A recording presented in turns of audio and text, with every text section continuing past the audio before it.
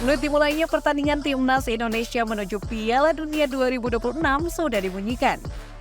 Lawan di fase kualifikasi sudah diketahui sejak Juli 2023 lalu. Hasil drawing yang dilakukan oleh AFC di markasnya menempatkan Indonesia harus bertarung melawan negara kuat Asia untuk dapat lolos. Nampaknya jalan menuju Piala Dunia 2026 tidaklah mudah bagi timnas Indonesia. Format Piala Dunia 2026 di Kanada, Meksiko, dan Amerika Serikat menambah jumlah peserta menjadi 48 tim. Data untuk setiap konfederasi bertambah menjadi 8 kuota tim nasional pada edisi Piala Dunia kali ini. Jumlah kuota yang bertambah memberikan kans yang lebih besar buat timnas Garuda untuk tampil maksimal meraih tiket babak final Piala Dunia 2026. Timnas Indonesia perlu bermain sebanyak 22 laga agar dapat memastikan tempat di kompetisi tertinggi bersama negara-negara terbaik dunia lainnya.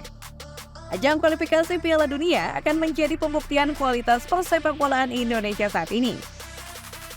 Akankah perjalanan menuju Amerika 2026 mulus buat timnas Indonesia?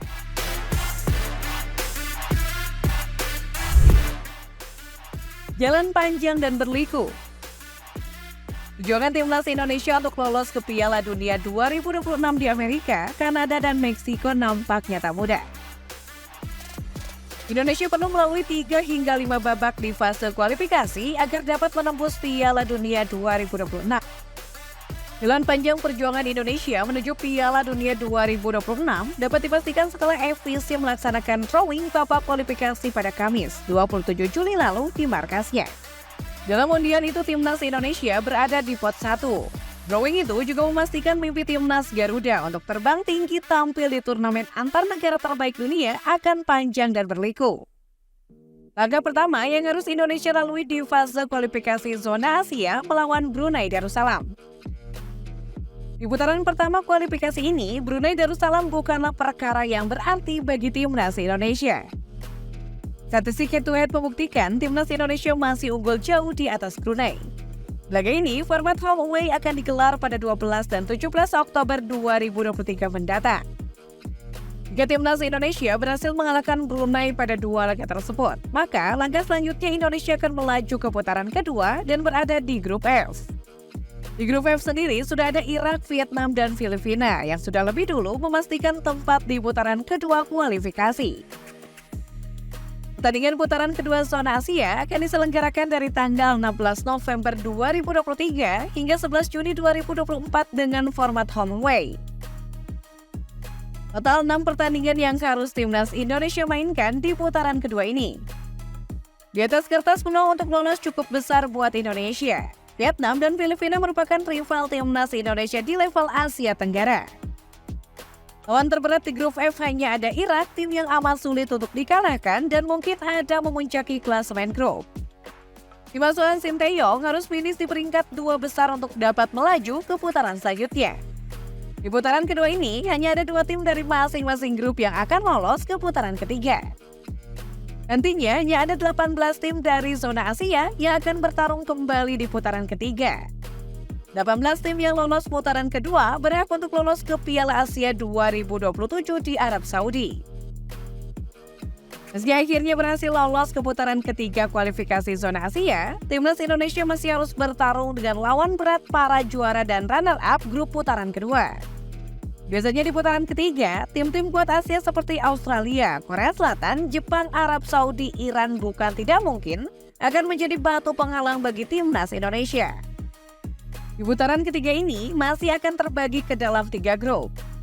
Setiap grup akan diisi oleh 6 tim dan masih menggunakan format home away. Putaran ketiga akan sangat melelahkan sebab akan memainkan 10 laga dengan tim-tim kuat Asia. Fase ini hanya ada 2 tim teratas dari setiap grup yang akan meraih tiket menuju Amerika pada putaran final Piala Dunia 2026.